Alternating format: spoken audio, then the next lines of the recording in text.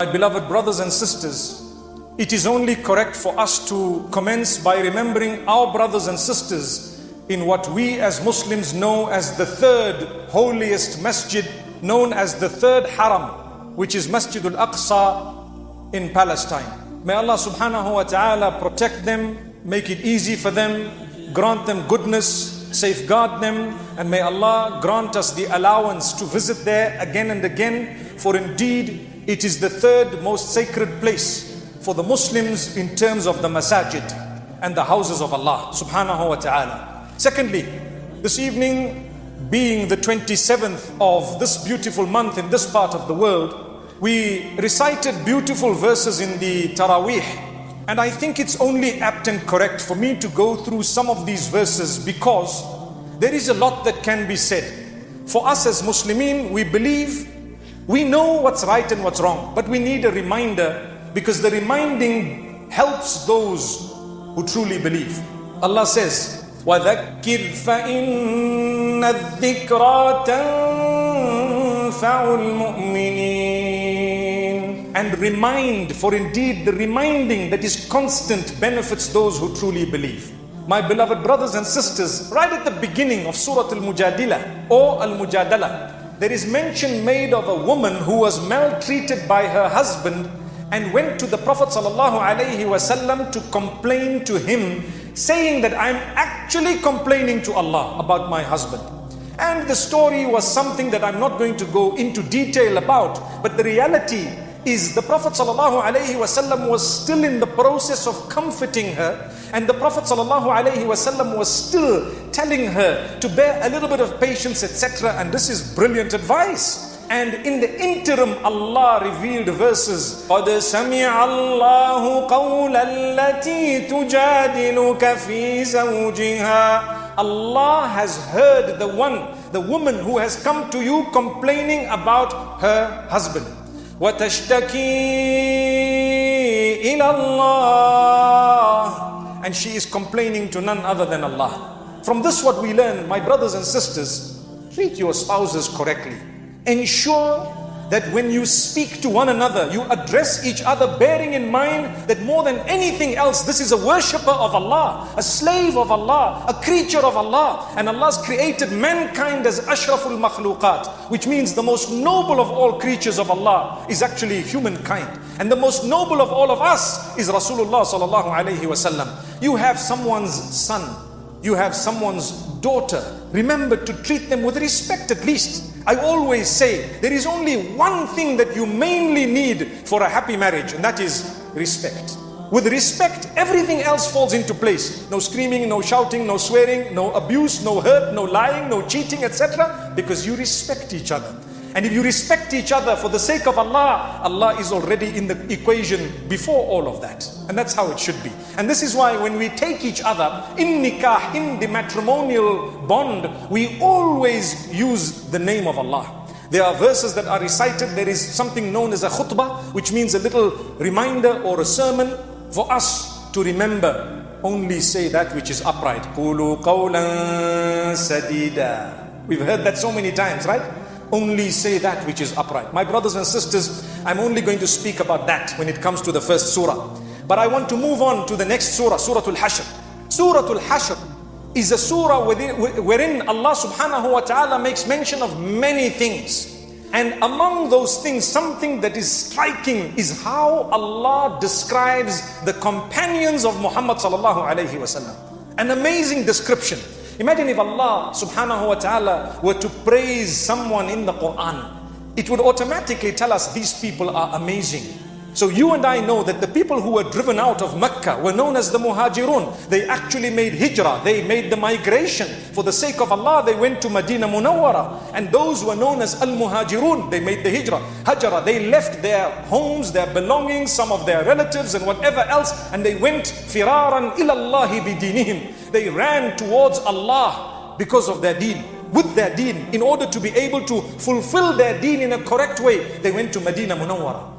So Allah subhanahu wa ta'ala knows that when they left everything, their businesses and everything else, surely they are from among those who are to be praised for doing that for the sake of Allah. Allah Himself praised them. Listen to what He says.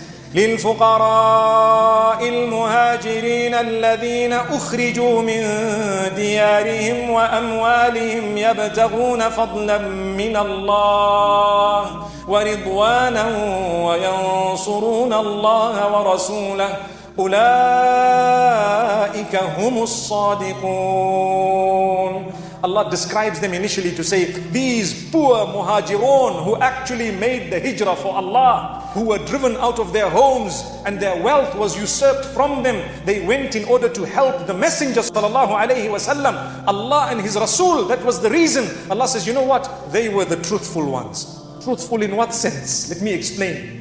When it's very difficult to be a Muslim, then you're a Muslim, you cannot really be a hypocrite. That's why they say there were no hypocrites from the Sahaba who accepted Islam in Makkatul Mukarramah. Do you know why?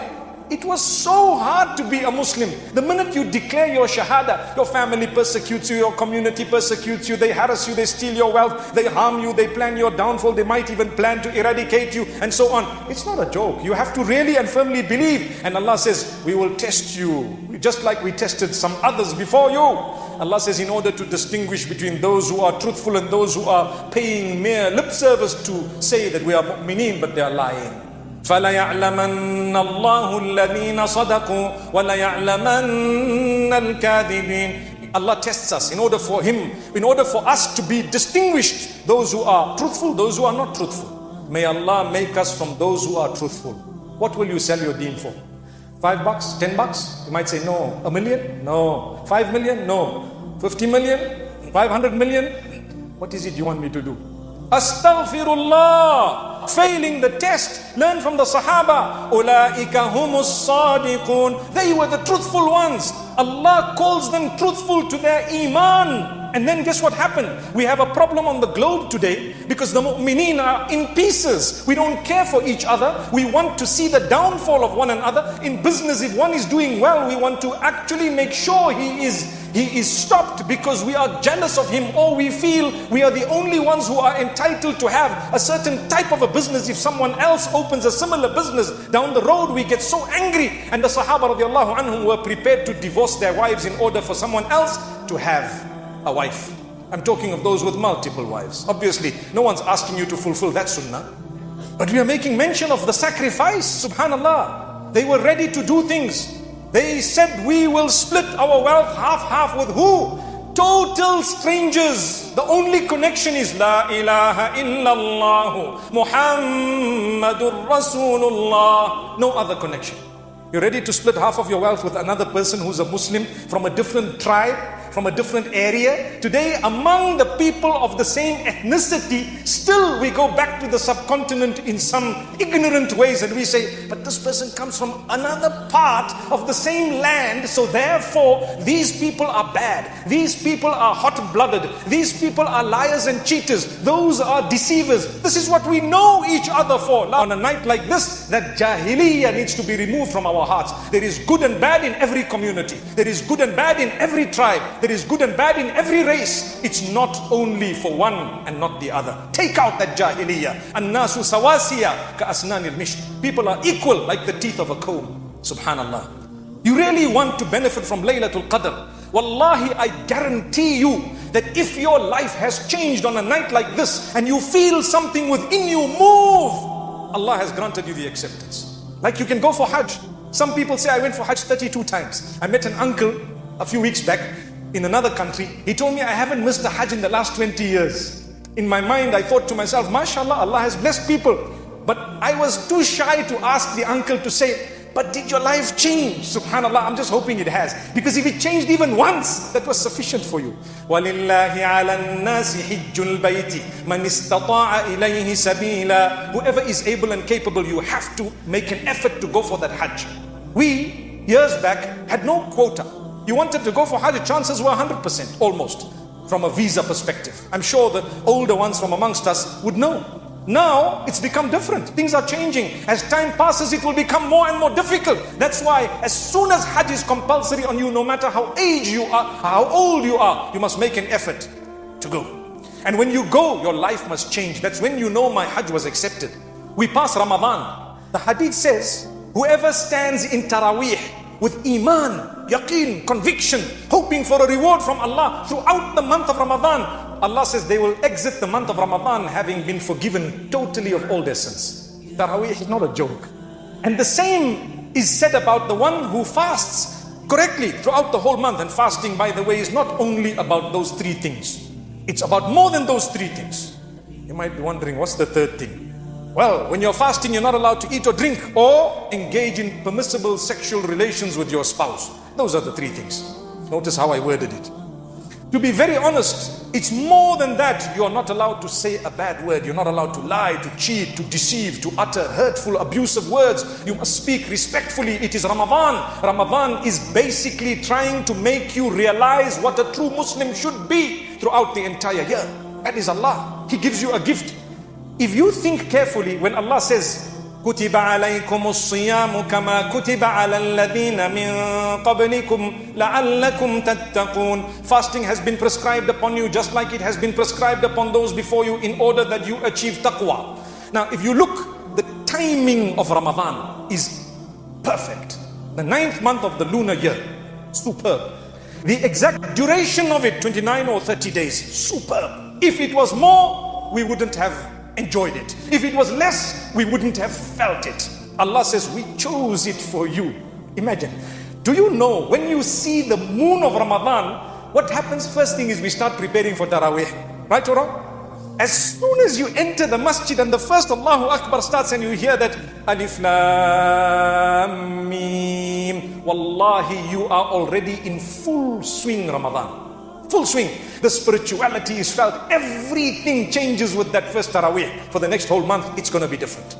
That is the blessing of Allah. Allah's telling you, do you feel it? The answer is yes, I do. I want to ask you, Laylatul Qadr, you feel it? You should be feeling it. I must sit and I must understand. Did my life change? Did something move in me? Did I cry regarding the sins I've committed? If I have, good news to you. Laylatul Qadri khayrun min alfi shahr. That night of decree and Laylatul Qadr is better than 1,000 months. If you have got it even once in your life, you are a winner.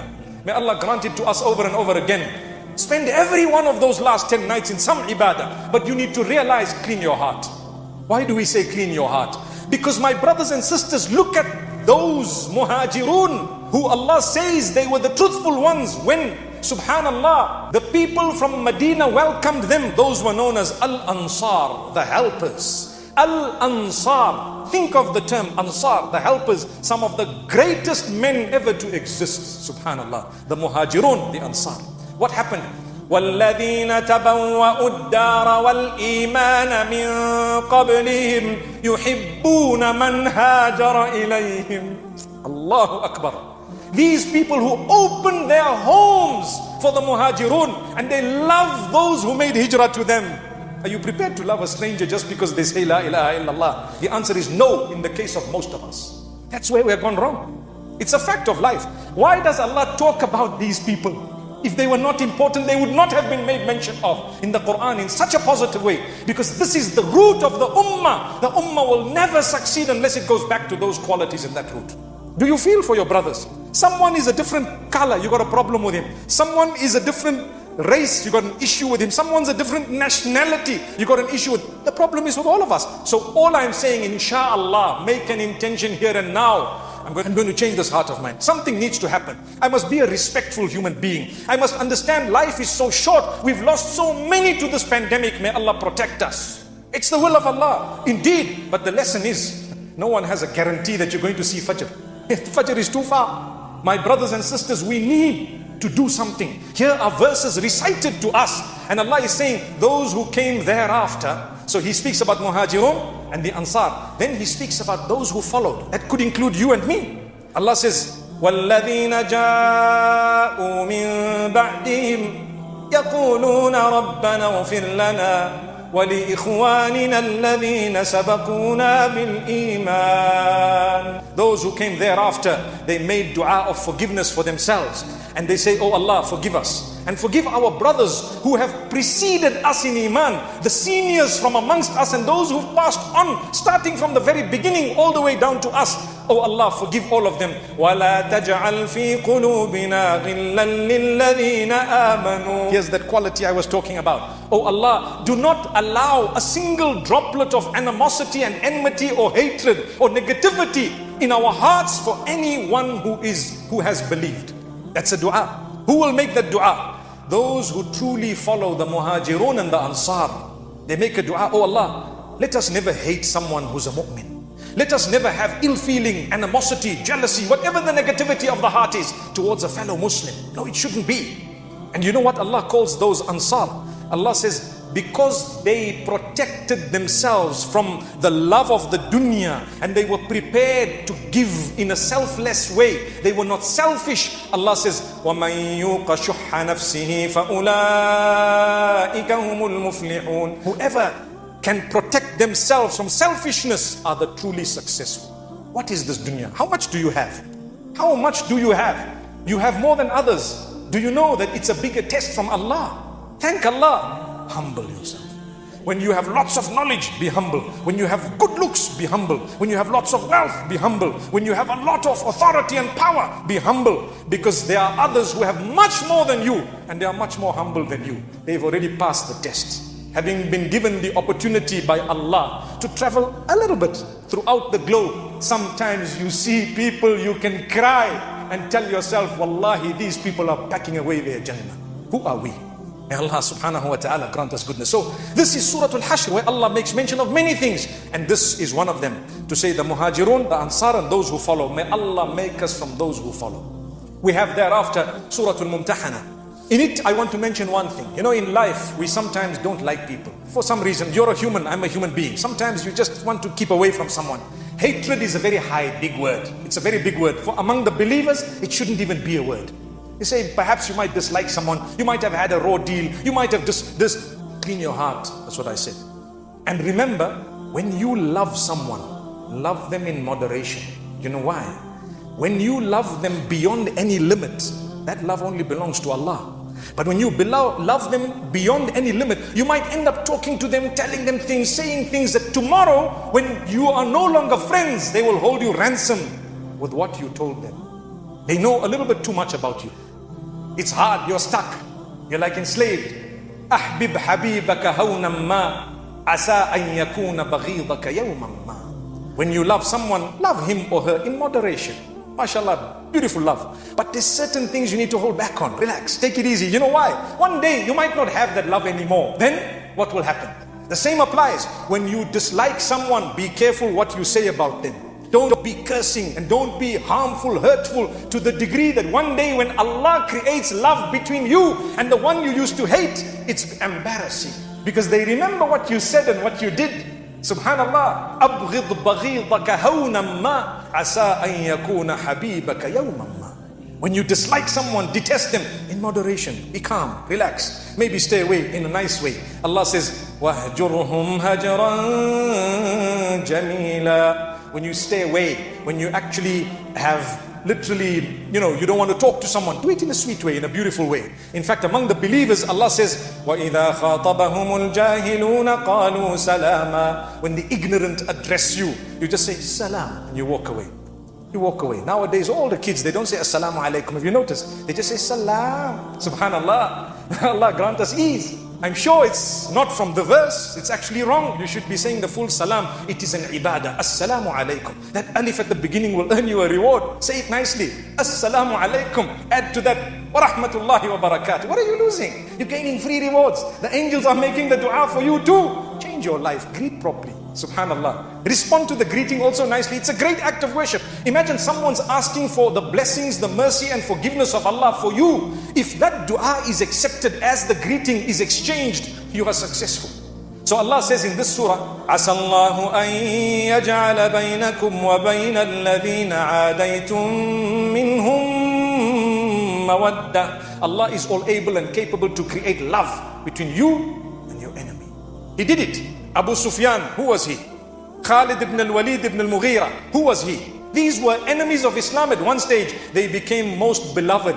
You know, Khalid ibn al-Walid radiallahu anhu says, there was a time when there was nothing more hated to me than the name of Muhammad sallallahu alaihi wasallam. And there came a time when there was nothing more beloved to me than the same name. Allah, look at how Allah changes the hearts. And continue to make a dua. Allahumma ya muqallibal qulub, thabbit qulubana ala dinik. Oh Allah, the turner of the hearts, turn our hearts towards your deen. Keep it steadfast. My brothers and sisters, these are beautiful verses of the Quran. Allah subhanahu wa ta'ala reminds us in so many ways. We have a verse we read this evening. Ya ayyuhalladhina amanu hal adullukum ala tijarah tunjikum min adhabin alim. Oh, you who believe, should I not show you a business that you can do that will save you from severe punishment? Business. Why business? Everyone's interested in business. Imagine someone says, can I show you a big business? You won't go wrong. And you say, yeah, tell me. And then they tell you, strive in the cause of Allah. You're going to say, I thought you were going to tell me something more interesting, right? Crypto, or whatever else it might have been. Astaghfirullah. By the way, let's not talk about that.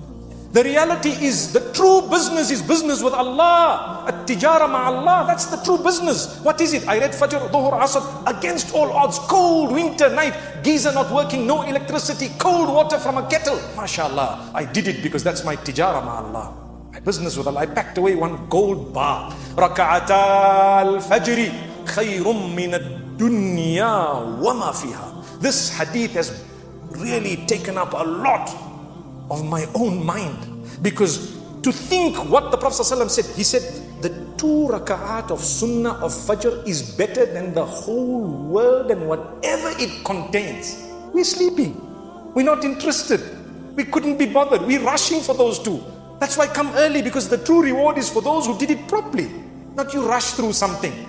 If the 2 raka'at of sunnah of fajr is so valuable, think of the others, the farad itself. What must it be? When the hadith, the Prophet ﷺ says that Allah says that there is nothing more beloved to me than what I made farad. Why did Allah make things compulsory? Do you know the reason?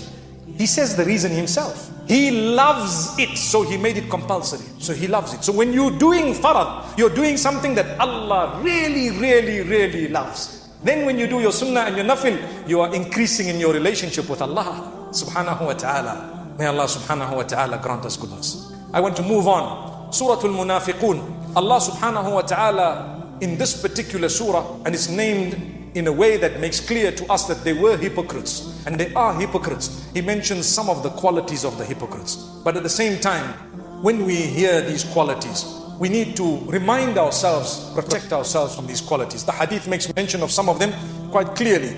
That, you know, the qualities of a munafiq: when he speaks, he lies. When he is in an argument or a discussion, he explodes. When he promises, he breaks the promise.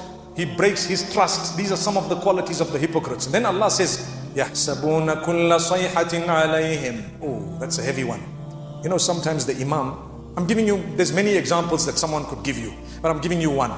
If the imam is saying something that, you know, you shouldn't do this and you shouldn't do that, and there's people amongst us thinking, this guy is hitting out at me. It happens, right? The guy is hitting out at me. It's because you're a hypocrite. That's why you're thinking that. Because the quality is in you. That's why.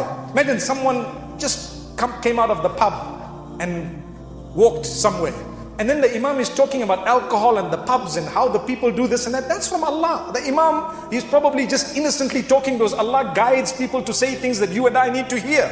And then you start thinking, I think he's attacking me. You know what? He's not. Allah designed it for your ears, because what got to you was never meant to miss you. That's the reason.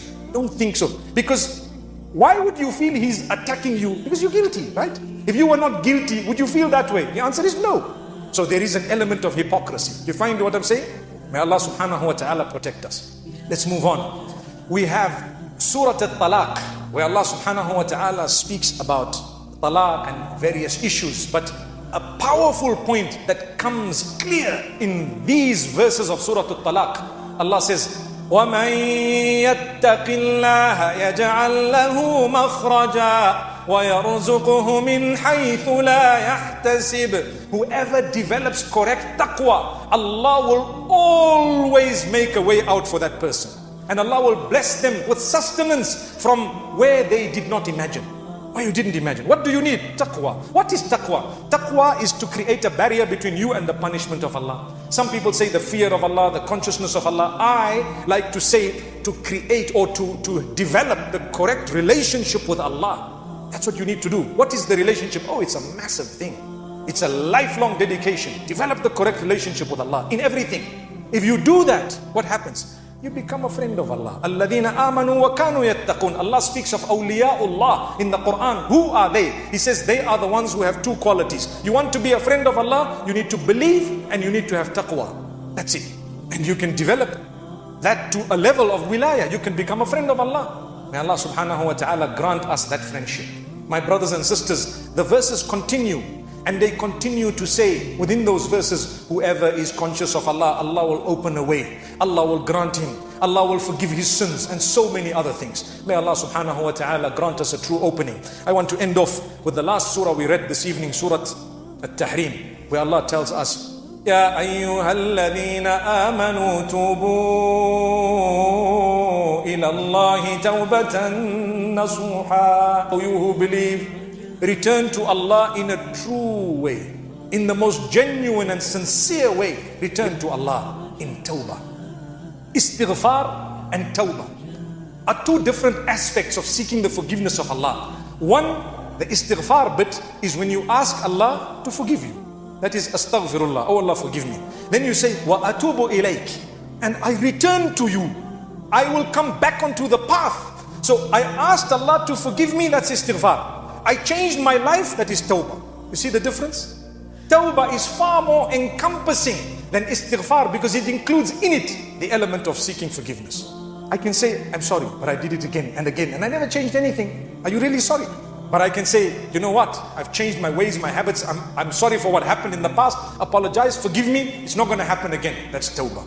May Allah grant us true tawbah. And that's why one of the verses filled with emotion is the only place in the Quran where Allah addresses the kuffar by saying, Ya ayyuhalladhina kafaru. What do you think that address will be? You know, when Allah says, Ya ayyuhalladhina amanu, oh you who believe, it is only when you have true iman in your heart that you quickly want to know, what did he say? You know why? He's talking to me. But when you don't feel like a mu'min, the verses are read and it doesn't even bat an eyelid of yours. You know why? Because you don't even consider yourself truly a mu'min. That shouldn't be the case.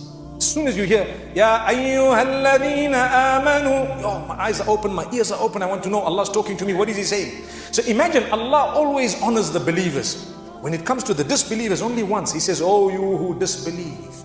And this is an address for the day of judgment. La ta'tadhiru al-yawm. Don't present any excuses today. You are only being given the recompense of what you used to do. May Allah forgive our shortcomings. Brothers and sisters, never lose hope in the mercy of Allah. These are the days of repentance, resetting your relationship with Allah on the night of Qadr, rekindling your relationship with Allah, starting afresh, making sure that you do the right thing, no matter what people say. This is the right thing. I have a relationship with Allah. I must purify my heart. I must follow the sunnah of the Prophet ﷺ to the best of my abilities, and I must try to resolve matters instead of creating matters. May Allah bless every one of us.